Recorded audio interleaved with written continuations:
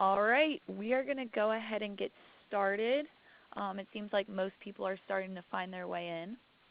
So I will let Chanakia pull up the PowerPoint. I'm going to be doing a little bit of an introduction. Welcome everyone to today's webinar powered by ReadyTalk. Today's webinar is going to be called Why Are Enterprises Going Crazy for JavaScript and MEAN? We have some excellent speakers in line. We have Jyotsna Devuri. She's going to be our practice manager of digital experience at MİRACLE Software Systems. We also have Chanakia Lockham. He's going to be the director of innovation labs at MİRACLE Software Systems. Today's webinar is recorded. We will put it on our YouTube channel, Technology Association of Georgia, featured on YouTube in our webinars section. Today's webinar is also being recorded. And we're going to save the last 15 minutes of the webinar for questions. You can see that in the bottom left, there's going to be an option where you can chat, write questions. Please feel free to do so throughout the webinar, but we will answer those and address those at the end of the session. So with that, I'm going to turn it over to the MİRACLE Software Systems team to give it a go. Perfect. Thanks, Perry. Just before I move ahead, I just wanted to confirm you're able to see my screen, right? Yep, we can all see your screen. Perfect. Good morning, and thank you everybody for joining us for our webinar today. My name is Chanakia, and I'll be your host. Along with me, I'm also joined by Jyotsna as well. And today we'll be trying to cover some of the topics around why JavaScript is becoming so fundamental for enterprises. So before I move forward, a quick look at the agenda. I'll quickly introduce our company as a whole and what we do and what we provide for our customers, after which I'll be quickly talking about an introduction to how JavaScript is growing and what it's becoming for the future. We'll then be talking a bit about the MEAN stack and the different components within the MEAN stack. And at the end of the webinar, we'll quickly show you a quick demo of possibly a Node.js API and maybe an Ionic mobile app based on the time that we have. And as Perry mentioned, we will be having the Q&A session at the end of the webinar. So a quick introduction to MİRACLE. MİRACLE is a global systems integrator. We're based out of Detroit, Michigan. We have been around for about 22 years now. We're 2,000 plus employees located around the globe. We have offices in the United States in Atlanta. We also have an office in Cincinnati and Bentonville, Arkansas as well. Our global delivery centers are located across the United States and also in Canada and India as well. One of the most important things for MİRACLE, along with customer satisfaction and rapid delivery, is affordable innovation, and that's something that our team within the innovation labs focuses at. We feel that in this digital age, it's not enough for customers just to be able to do innovation as a luxury item. We feel that it's something that they should be doing every day, and it is our goal to ensure that we can provide to our customers to enable them to be able to do that. Just to go quickly over our industry expertise, we have a very, very large group of certified resources that enable us to provide quality services. Along with that, for us to be able to provide rapid delivery to our customers, we ensure that we follow our hybrid delivery model, along with our reusable frameworks and accelerators that help us to bring much more rapid speed to the adoption of technology for our customers. Over the last 20 years, we've been able to form some solid and strategic partnerships with some of the giants in the IT space, including IBM, SAP, Oracle, and Microsoft. These partnerships enable us to provide the right thought leadership to our customers along with our partners. So diving into the main topic of the webinar. So a quick introduction to JavaScript and how it's evolving in the world of development. So JavaScript, as you all know, was started in 1995. According to Wikipedia, it's an object-oriented programming language commonly used to create interactive effects in a web browser. Now, while that might have been true in 1995, that is definitely not true about JavaScript today.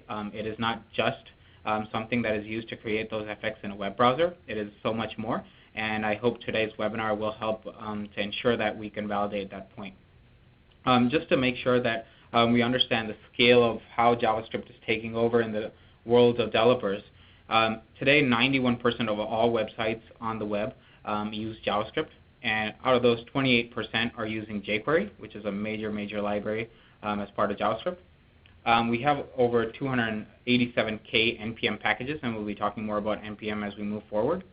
If GitHub is a measurement scale for us to see which programming language is dominant, well, JavaScript has 293,000 repositories active on GitHub, and all of the major libraries or projects around JavaScript, such as Node.js, Angular, and jQuery, are in the top 20 most starred GitHub repositories. So that can just showcase the scale of JavaScript today among developers.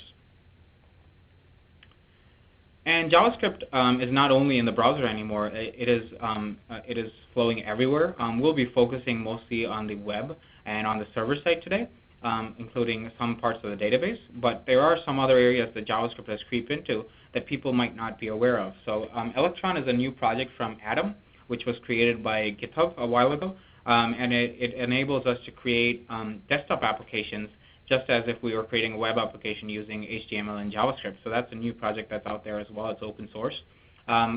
We'll be talking more about Ionic today, and we'll even try and show a demo as far as time is concerned.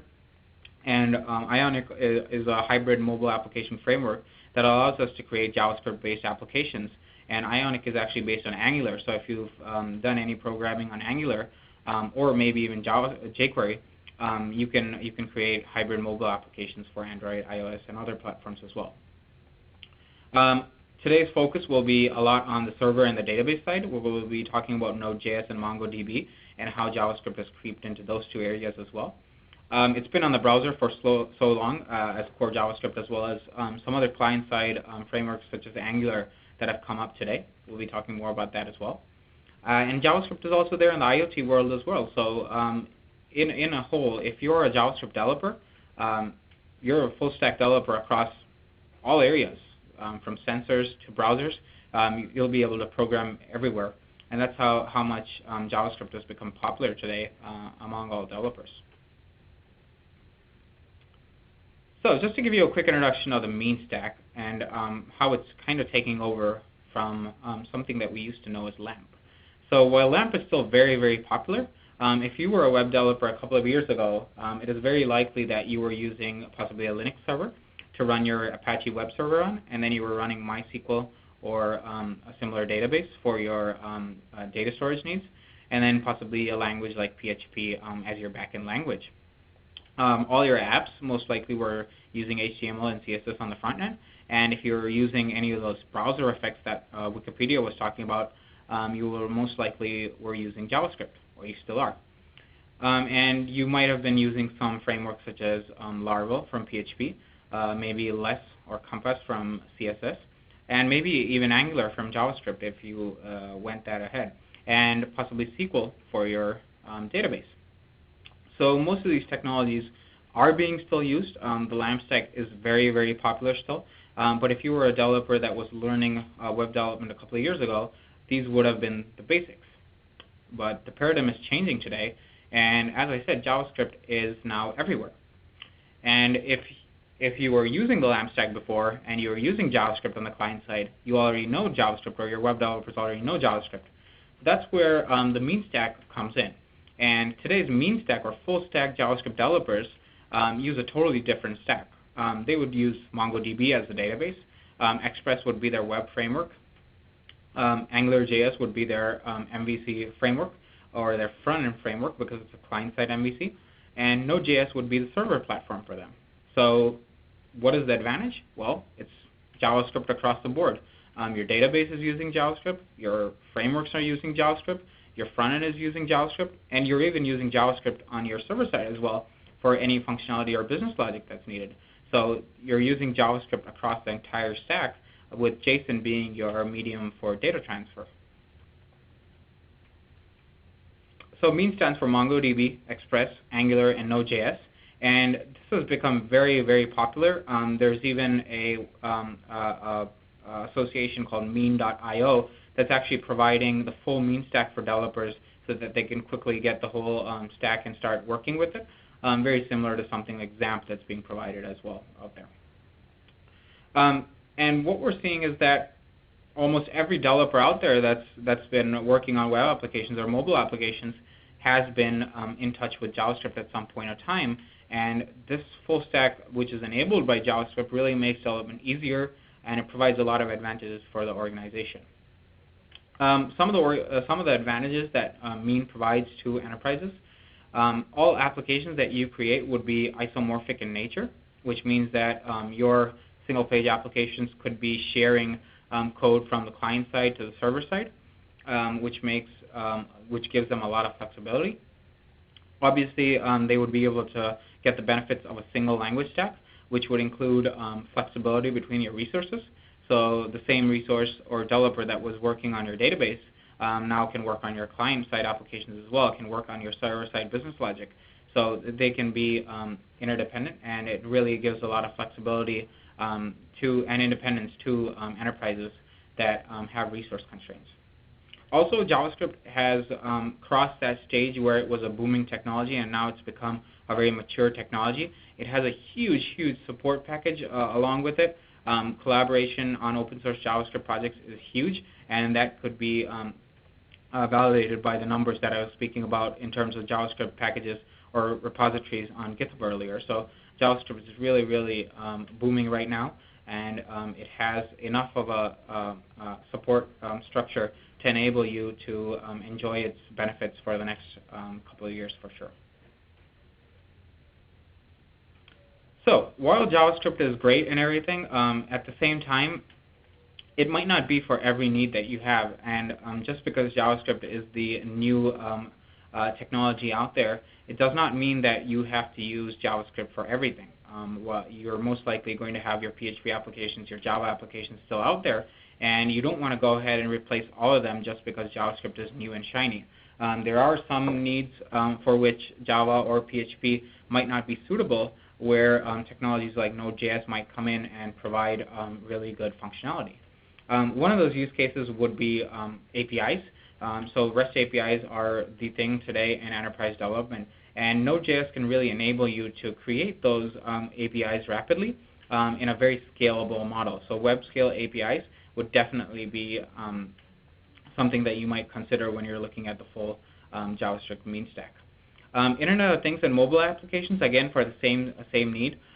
You need very scalable applications that can be hybrid in nature, and JavaScript definitely provides us with that particular functionality.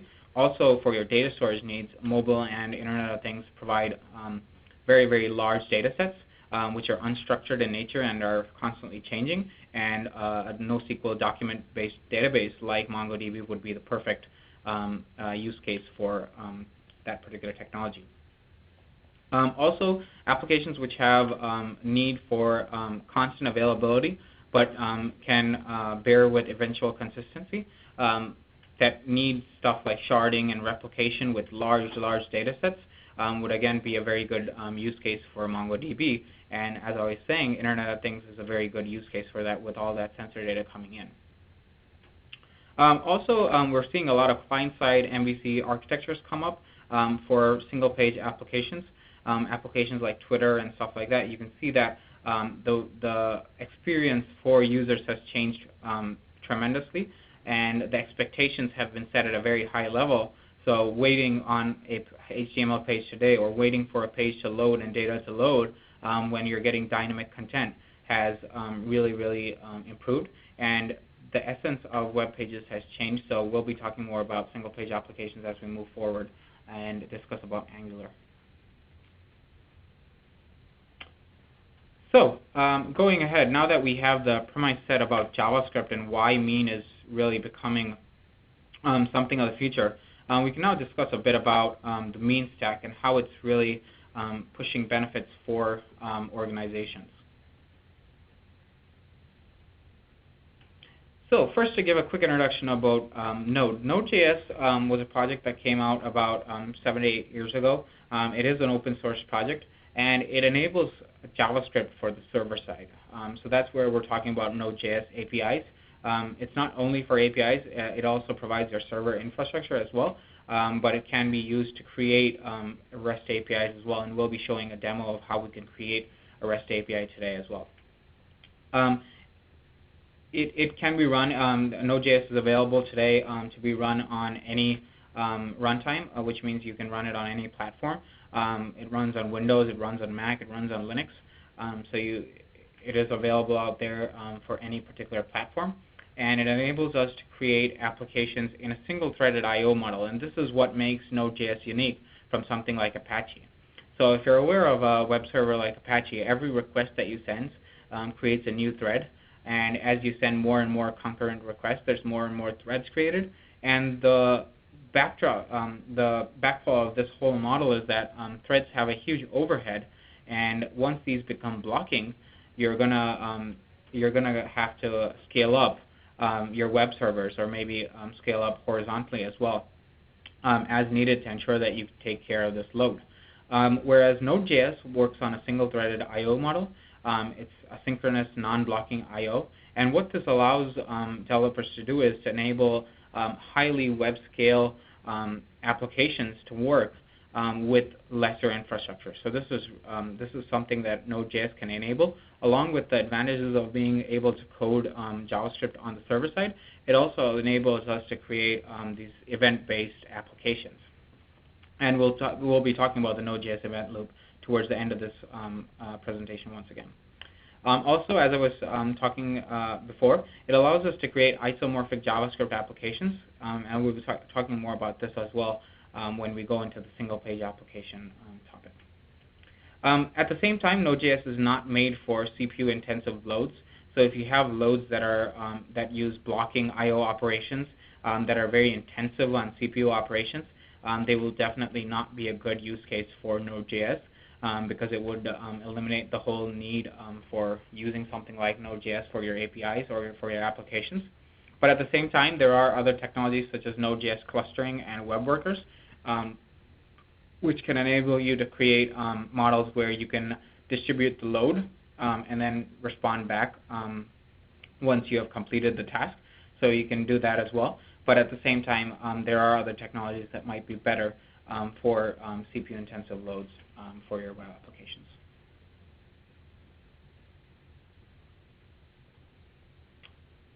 So, first of all, before we even go into Angular, maybe I should talk a bit about SPAs and the myth about how SPAs do not mean just a single page.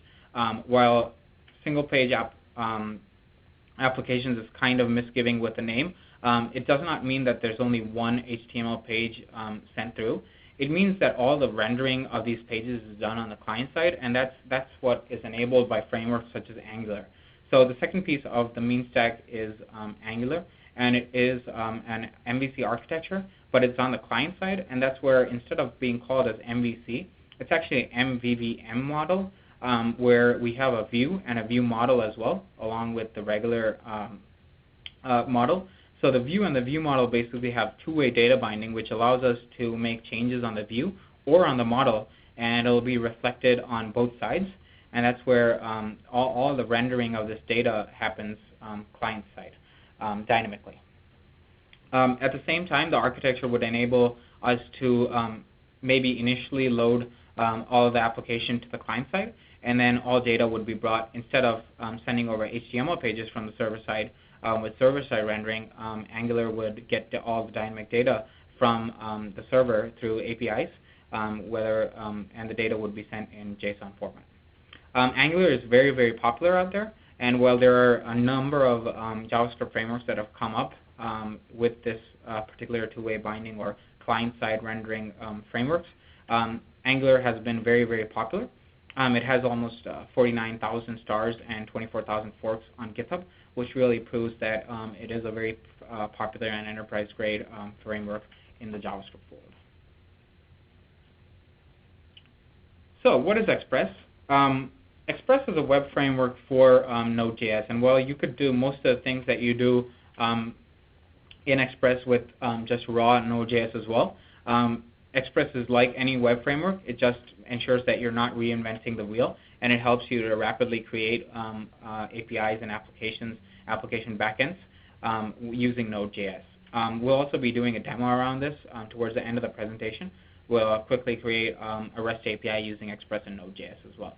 Some of the functions or features that Express provides for developers, you can create routing and middleware using Express, which means that you can create REST endpoints such as get and post, which will enable you to route those requests to a particular middleware, where you can provide business logic to enable your APIs. Also, Express has built-in functions for database integration. So you have built-in adapters that can work with databases like MongoDB, MySQL, and others within Express itself. Express also provides exception handling.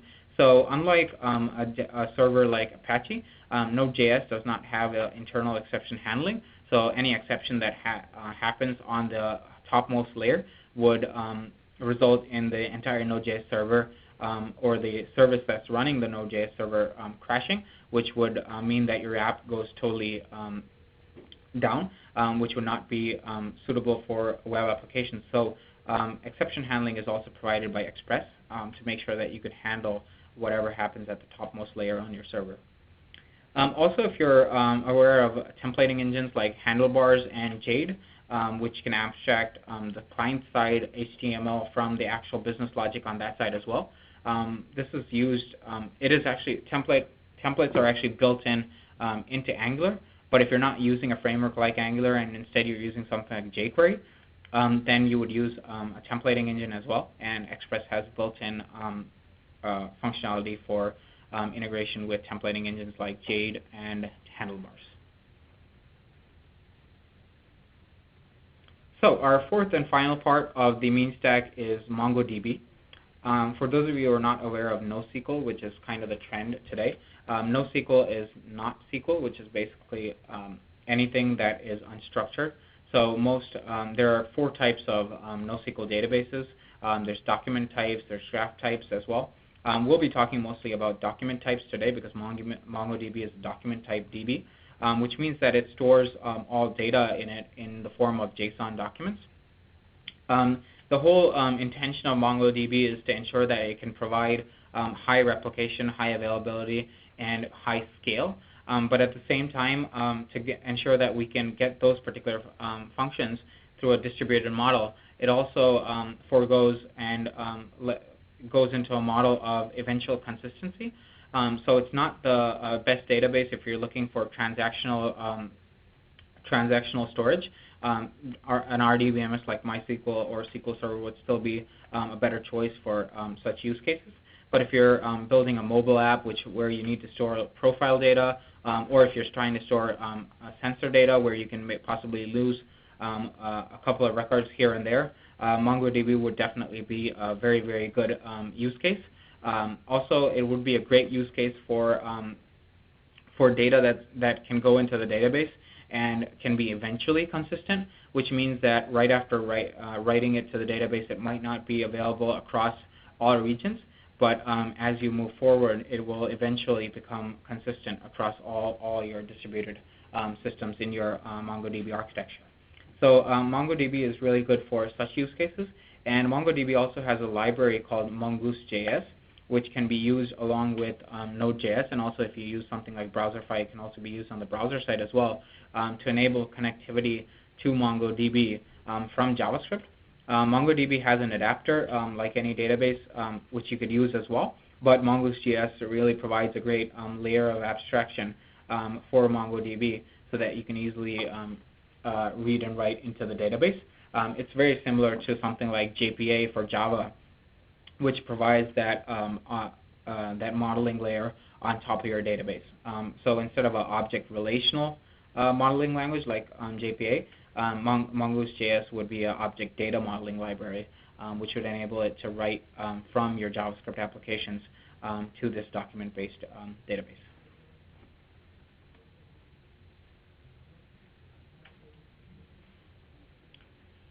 So along with all the different components of the MEAN stack, JavaScript world also has a lot of other open source libraries that are coming up. I wasn't able to cover all of them, but here are some of the major ones that are being used in MEAN stack development. Require.js is a script loader. So if any of you have written web applications, you know that each page has tons and tons of lines where you include your JavaScript scripts. Require.js enables us to remove that and instead dynamically load these JavaScript scripts to your web applications. Not only does this increase performance, it also makes maintaining your code very easy. Handlebars.js is a client-side templating engine that I was talking about earlier. It's based on the mustache templates. And what it basically does is it helps us to decouple the HTML and the JavaScript on the server side. Angular itself has its own built-in templating engine, so it wouldn't make sense to use something like Handlebars along with Angular. But if you're not using a client-side MVC like Angular, then Handlebars would definitely be something that would help you in terms of making your code much more readable and much more maintainable. While we won't be showcasing Handlebars today in today's demo, I will be showing you Ionic, which is based on Angular, and I'll try to show you how the business logic is divided from the model over there. NPM is the Node package manager, and it comes bundled up with Node.js when you install it.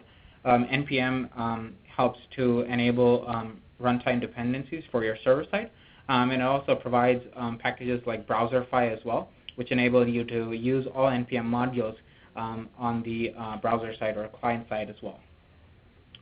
Along with NPM, Yeoman and Grunt are also very, very popular packages used with Node.js and JavaScript applications. Yeoman is a scaffolding tool which can be used to enable best practices and systems. In fact, a lot of different frameworks around JavaScript like Strong Loop and Ionic use Yeoman internally to scaffold starter applications to ensure that development becomes easier for developers. Grunt is a task runner, so if you want to enable automation on your server side or for your MEAN stack applications, Grunt would be a great choice.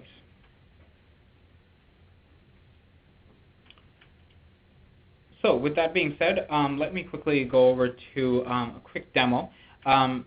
Just before we go there, in the next 10 minutes or so, I'll be trying to showcase to you how you can create a quick API within Node.js. While the demo will be very, very basic, it'll kind of show you how the API works and how Node works as a whole. And after that, I'll be talking a bit about Ionic and how you can create a quick mobile app to consume that particular API.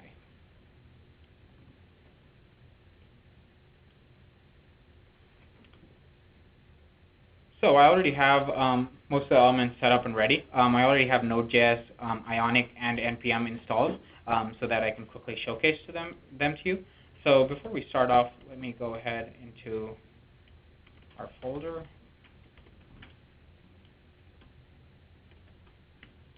So I'm quickly going to create a new folder for our API. I'm going to call it Node API. Then going to go into that particular folder as well. So the first step before we create a Node project would be, or a best practice would be to use NPM to initialize our project. This enables us to maintain all our dependencies in a file called package.json, which enables us to install this anywhere in a very easy fashion, and I'll show that to you in section. So let's start off with npm init. So I'm going to call my API student API, version as 1.0. This is an API that returns student details. I'm going to change my entry point to app.js. And I'm going to be the author. Yes. So what this does is it creates a file called package.json. So if you go ahead and check in the demo, you see that I have Node API. And within that, I have a file called package.json. And this basically defines all the elements of our application. So if I wanted to take this application and deploy it in production, I would just simply take it and hit npm install, and it would define all the dependencies and install all the dependencies that are required for this particular server-side application. Now, we don't have any dependencies installed in this right now. So to understand how those dependencies are installed, let's quickly install two dependencies. So I'll go ahead and do npm install -save express. So we'll be using express. So as you can see on the left-hand side, the dependency express has been added to the package.json file as well. Another dependency that we're going to be using is body parser. So I'm going to install that as well. The --save argument in the command enables us to save them to the package.json file. So in the future, if I didn't have those modules already installed, so if you can see I have the node modules folder right over here with body parser and express installed. If I went ahead and deleted this, now we don't have those two modules installed, but if I go ahead and hit npm install, it actually checks for both of those dependencies that are available in the package.json file and will install them for us. So you can see that the body parser and express have been installed once again. So now that we have the package.json file, let's go ahead and create the app.js file and open that up. So the first thing that we're going to have to do is require both the modules. So I'm going to start with that.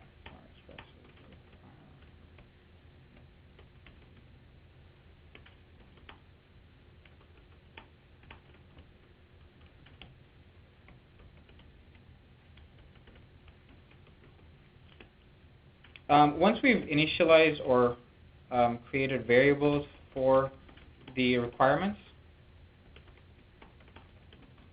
the next step would be to initialize this.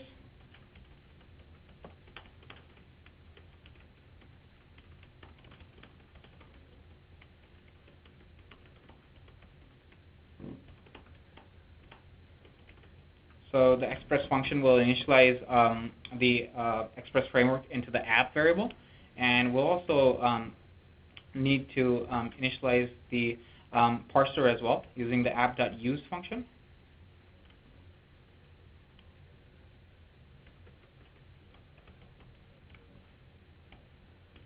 So once this is done, we're now ready to create our API.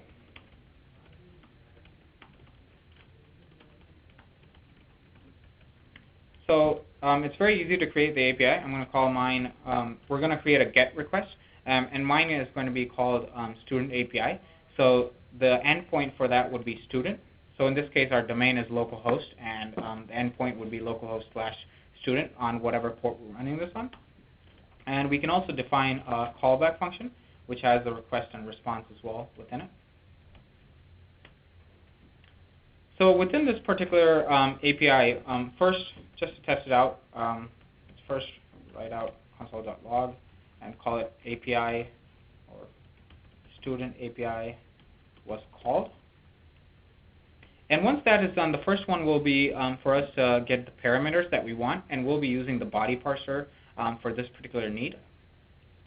So to get that value, we'll do var id equal to request.param. And the param that we're going to send is ID, and we'll print that param as well.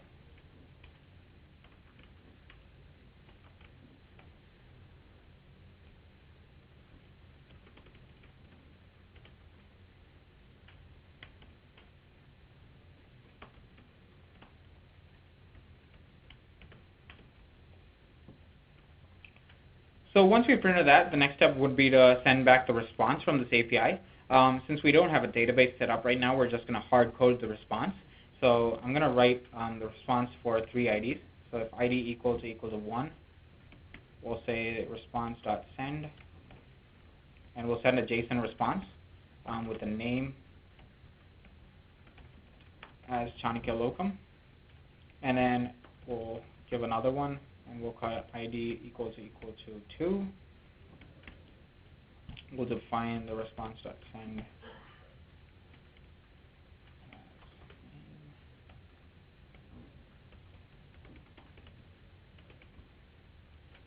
And for anything else that comes in, we'll define the response.send as.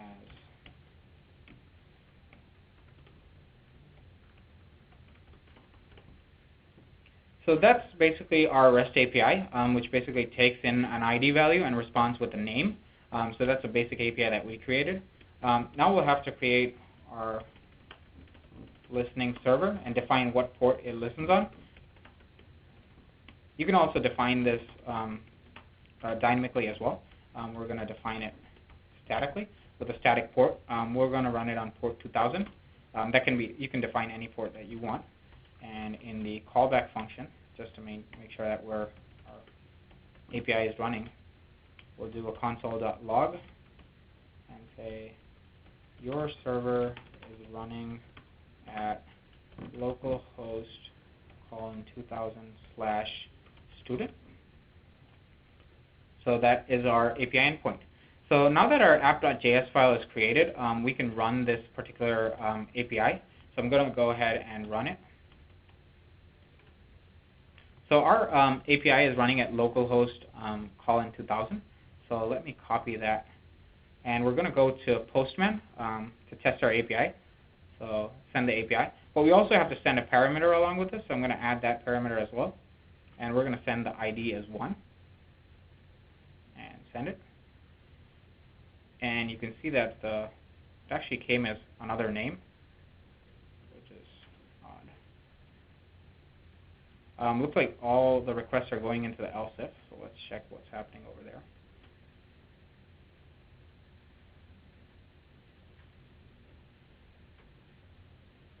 Okay. Yep, there we go.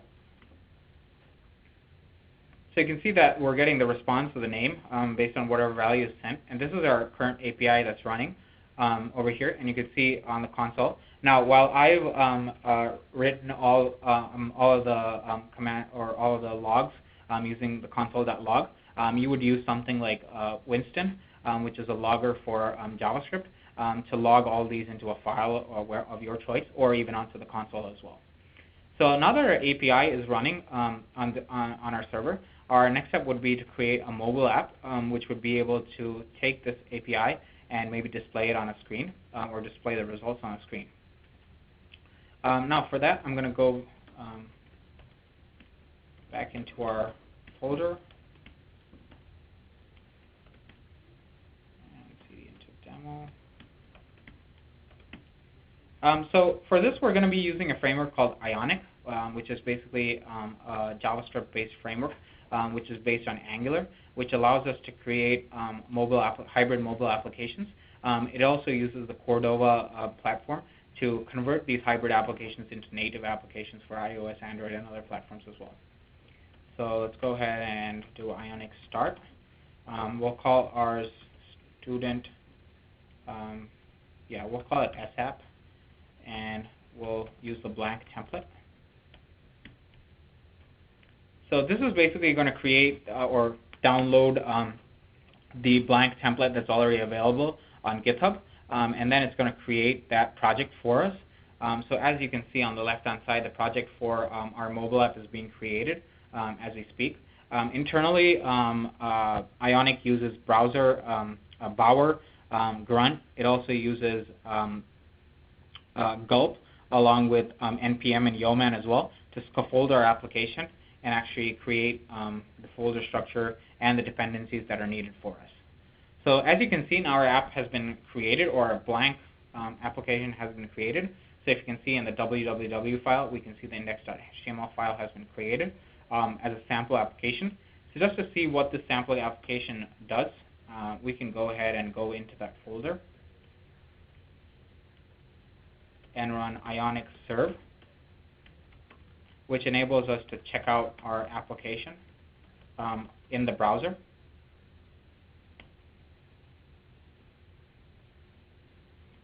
So you can see that this is a basic application that's been created. It just has a header right now.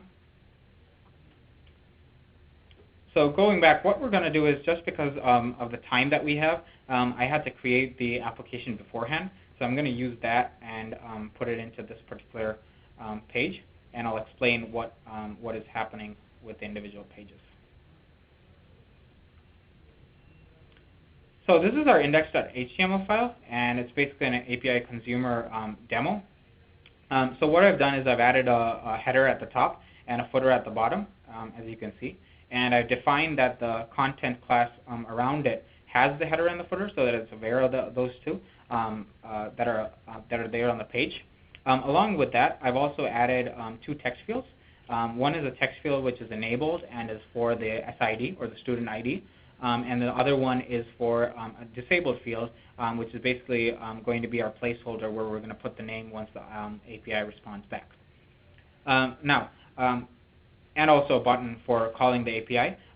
All of this is linked to actually a model or a controller, and we're going to have to define that controller in the app.js file of our application. So let's go back over there and open the app.js file. Note that this is the app.js file of our Ionic application. It's not the API that we created earlier. As you can see, there's a basic starter controller here to just bring the or render the existing view. But we also have to add a controller to handle the functionality of the form. So I'm going to go ahead and get that from the app that I already created as well.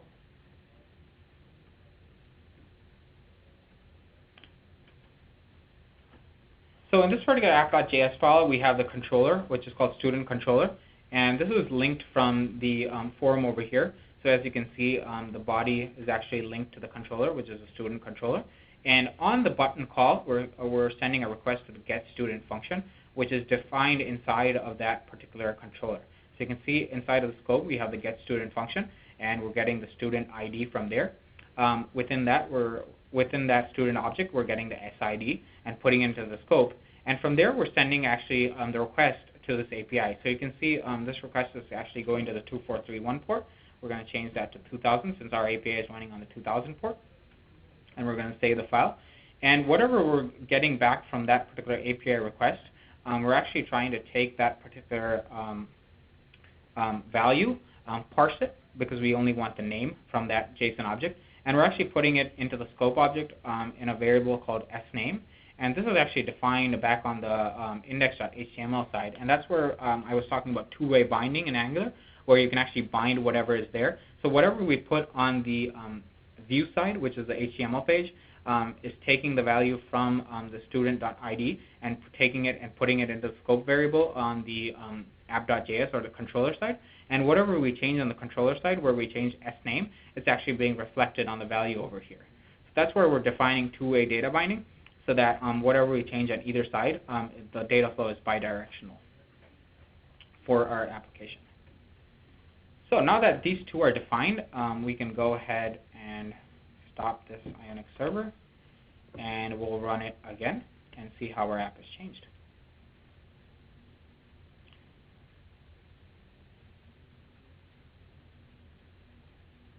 So now you can see we have something similar to a mobile app, and you can see that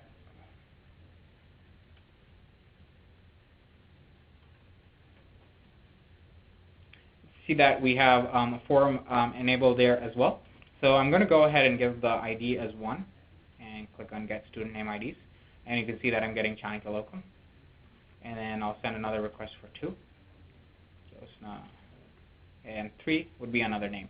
So this is how you can really quickly create a quick API consumer or a mobile application using Angular, Ionic, and Node.js.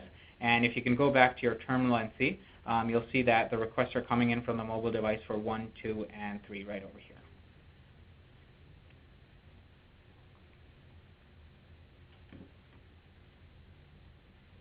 So with that being said, before we conclude, another quick couple of points about what MEAN stack actually brings to your applications. SPAs have become a really, really big use case of MEAN applications, especially with things like Ionic and AngularJS coming through. Their capabilities of doing two-way data binding and client-side rendering are really enabling applications to become real-time, which means that applications respond to customers' requests asynchronously and also update pages asynchronously in real time, so that users don't have to wait while they're working on their web pages. A lot of applications that are there in use, such as Slack, applications like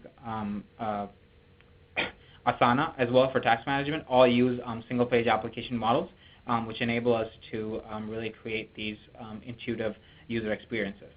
In the single-page application model, the essential use case would be where we would, on the first request to the server, we would send over the entire application, including all the JavaScript files, the MVC architecture, and the HTML files. And from there onwards, all subsequent requests would be to an API server, which would be serving JSON files by getting them from the database or from whatever data source is required. The client-side framework would be able to take those requests, just as we saw in our mobile application that we created, and parse them on the client side and append them to the screen or the view. Now, while this is a great model, like we saw with the Twitter app a couple of years ago, whenever we're trying to initially load such a huge application onto the client side, the initial load might take some time. So that's where we're seeing isomorphic applications coming in, where the server and the client are sharing code. So we're not seeing pure SPAs. We're more seeing a shared model where only some parts of the requirement are loaded to the client side, and from there onwards, subsequent requests are either made to the static server or to the API server based on the need of the application. And this is really enabled on the MEAN stack just because we're becoming code agnostic, because across the entire stack we're using JavaScript. So what used to be done on the client side to reduce the load can now be done on the server side as well. So some parts of the rendering are being shared between the client and the server. And the API that we created, we were talking about asynchronous event-driven I/O. And what this basically is, enables is enabled in Node.js by the single-threaded I/O model, which uses the event loop. So every request that comes into the Node.js single thread is basically put into an event queue, and each event queue is sent to the event loop. And if that particular event object or that particular function that has been sent through as a request is a blocking function, it's sent back to a thread pool that is managed by the event loop within Node.js. And that thread pool will spawn new threads to enable all these different blocking functions to be completed. And it'll also register a callback as well, so that the entire blocking operation is asynchronous. So while each function is sent to the event loop, other functions or other requests can be handled. So one question that might come up is that what if 10,000 requests come at a time concurrently? Well, Node.js can still handle it, because we're talking about a server here where each event queue item is possibly handled in milliseconds and sent over to the event loop, and from there onwards everything is asynchronous. What happens once the event loop or the operation in the thread pool is completed? It knows what the registered callback was, and it'll send that callback back into the event queue, and the event queue will be able to respond back to the client that has requested that particular resource. So this is basically a very, very high-level overview of the event loop within Node.js. This is a very deep topic. I just have kind of skimmed the top. So there's a lot more that happens within the event loop that enables Node.js to be able to be so scalable, while at the same time being able to use the event-driven model to serve clients asynchronously.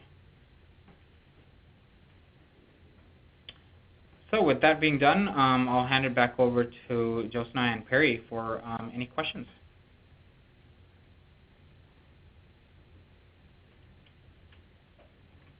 So if you guys do have questions, feel free to put them in the chat box right there. We're going to give you guys about 2 minutes or so to type them in. And once that 2 minutes is up, if no one puts anything in, we'll go ahead and conclude. So we'll just wait a few seconds to see if anyone has anything to say.